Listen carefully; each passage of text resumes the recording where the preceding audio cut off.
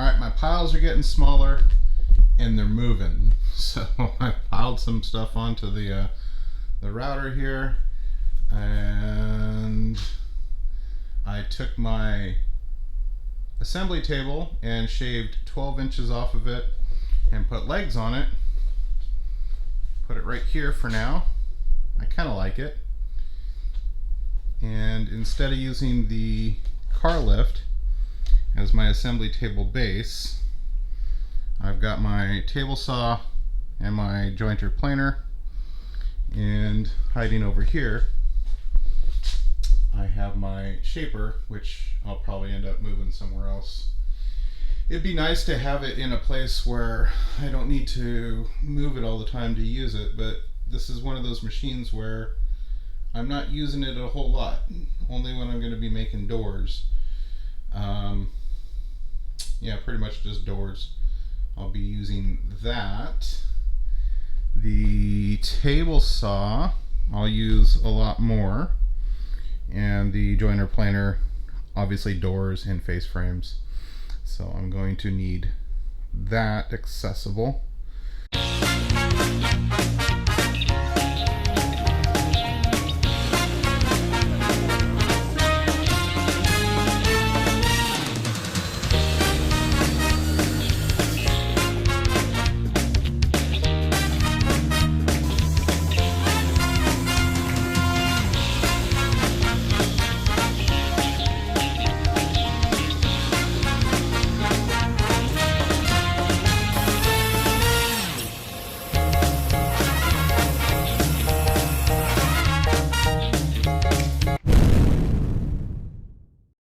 Alright, so anyhow, you get the picture.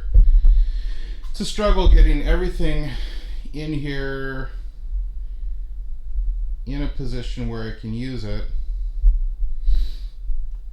and not have to move things around. Now, obviously, people do this all the time in smaller shops, and I'm amazed at what people can do in a smaller shop.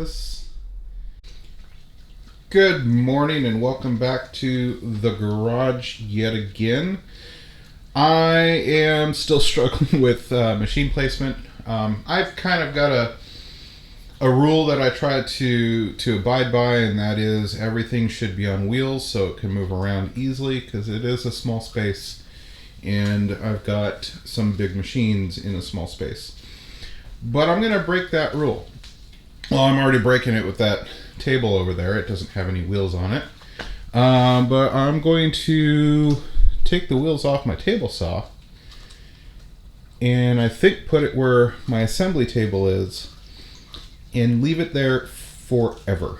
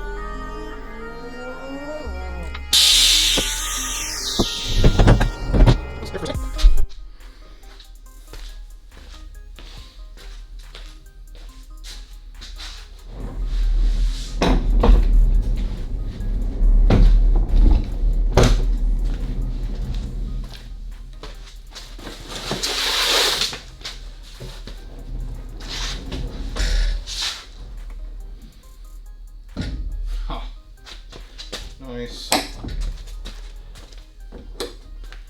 Alright, so now I have a feed table and assembly bench when needed. Alright, so off feed table, slash assembly table is done. Cross slide or cross table is done. Nice. Well, there's a thing down here to lock it in place. Lock that in place. Well, good morning. It's a new day in the garage. I didn't get much done yesterday, but I did sand the top of the assembly bench, and then I moved the joiner planer over here. Actually, I did that this morning. But what I'm going to do today is the table saw is currently wired for 110, and it has the option of being 110 or 220. So I'm going to wire it back to 220, which is what it comes from the factory, because I'm having issues with it tripping the breaker on start. Okay, I got it all wired up, about to plug it in and turn it on. Wait a minute, you didn't think I was gonna turn it on with all that stuff on there, did you? Haha, I know better than that. At least take that off right now. Let's clean up our mess, then turn it on.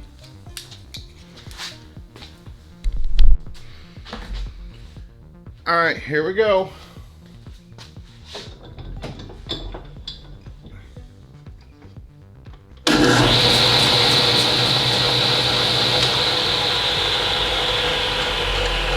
Good.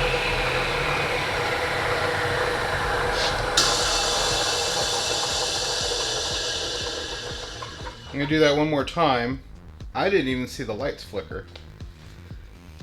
Oh, they did a little bit. But it's not popping the breaker. So I'm gonna call that a win.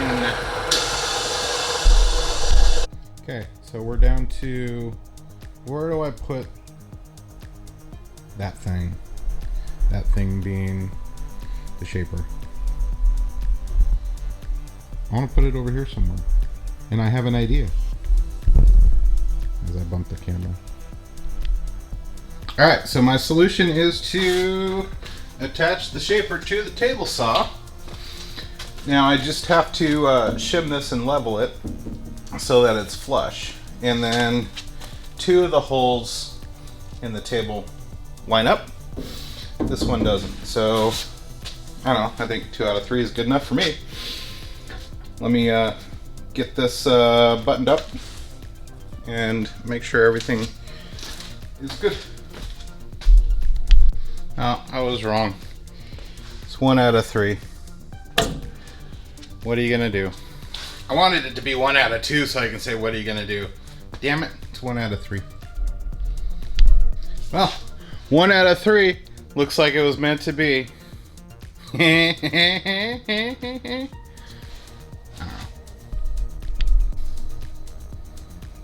I wasn't even recording. Alright, cool. Wasn't in frame and wasn't recording. So, do-over. The VFD was previously mounted on the face of the shaper. So I'm just going to mount it here on the side, which is now the face, I guess. And the crank to raise and lower the spindle is over here. So that shouldn't be a problem. I think that needs some lube because it's kind of slipping down there right at the end. Anyhow. Well, hey, good afternoon, and welcome back to the garage. I, in my ultimate genius, have decided to take my 2 most dangerous machines and combine them into one not-so-scary machine. Dangerous, yes. Table saw is dangerous. It is probably I would say probably as equally dangerous as the shaper. Both have giant spinny things that will take fingers off and ruin your day. So, why are they not so scary now?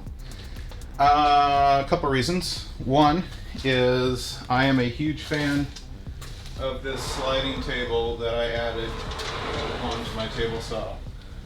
This is a Harvey Compass ST1500. I picked this up used off of Facebook Market, and I couldn't be happier with this thing. This makes cutting stuff a lot easier. So as you can see, I don't know if the camera angle catches the whole depth of cut there that I have. That pretty big wide depth of cut. And anything that I need to rip lengthwise, long, can go that way. Now, how is the shaper more safer? Is just your standard antique Delta shaper with a power feed. Power feed will help keep my hands away from this spinny bit down here. And I gotta redo this fence. I'm not too happy about that. Anyhow, power feed will help me with long cuts, and I need to build a coping jig for the shortcuts, but that will be just fine. If I need to cope a really long piece, all I have to do is take this fence off, which just lifts off, and it's pretty easy. So I can't imagine there's anything I need to cut on this table which I can't, because one, I can take this fence off, pretty easy. Take these studs out, pretty easy. I can take the power feed off, it's just 4 bolts, and this is flush. So if I need all of this surface area for off feed, I can. It's no big deal. So 2 terrifying machines combined into one, slightly more or less terrifying, I don't know. I do have a healthy respect for both of these machines. I don't have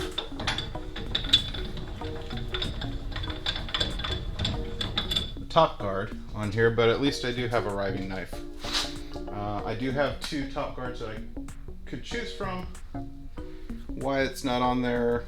Probably because it was in the way at one point and I took it off. But that's it for this. This has made room in the shop. We can pan out, or just simply reposition the swing over here. And we have our joiner planer, our table that's going to collect a whole bunch of crap that I'm going to pretend is an assembly and off-feed table, but really it's just a crap collector. And a CNC machine, which is another crap collector. And probably a table saw, which will also be another crap collector at some point. Okay, so I saw online some YouTube video, I don't remember which one, but they said something about if a nickel can stay standing on your table saw, when you turn it on, then chances are it's a good saw. I have no idea if that's true, but we're gonna test it out. Not only do I have a nickel, I have 2 nickels, 2, and 1 dime. Chances are that dime's gonna fall. I don't know about probably even when I push the power button. I'm gonna try to do it ever so gently. Whoa!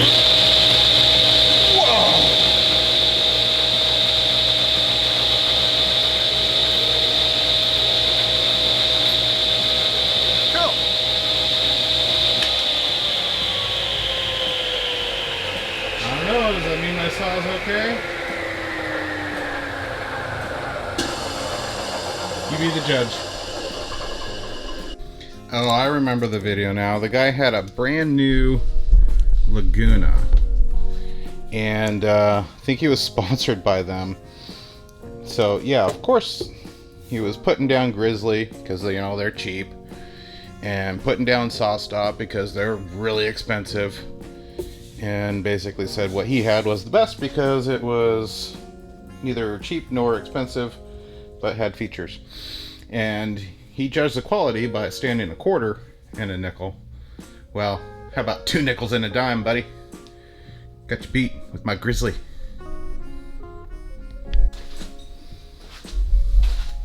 Alright, we're going to repeat the same 20-cent test on the shaper. Alright, so its power should be on to... It would probably help if I plugged it in. Okay, we got our 2 nickels and our dime. VFD is reading on, so let's hit run. I haven't turned this on in a long time.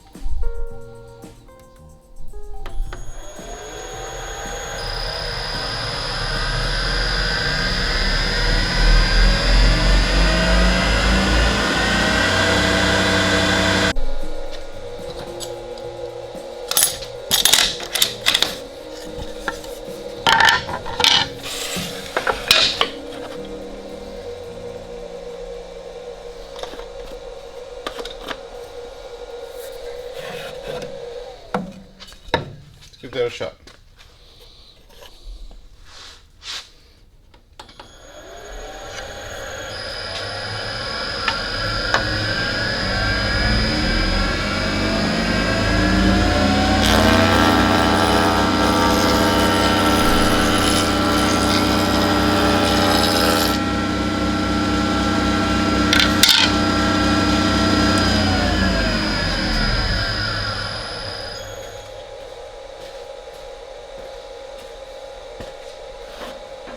Just a very, very light chamfer.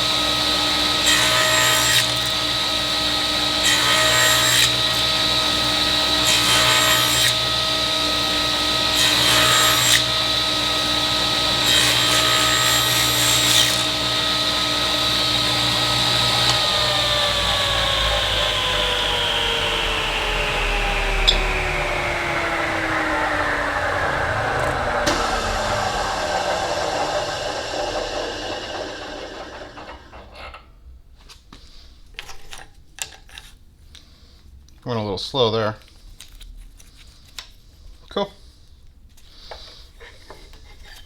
Getting a little tear out at the end, which means I need to put a piece of sacrificial wood right here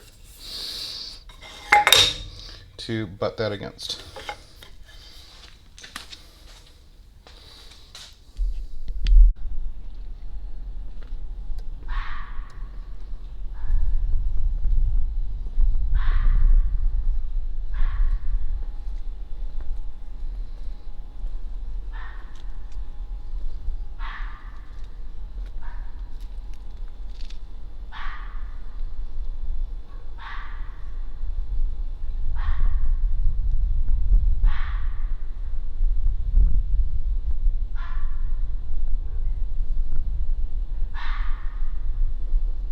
Foxy.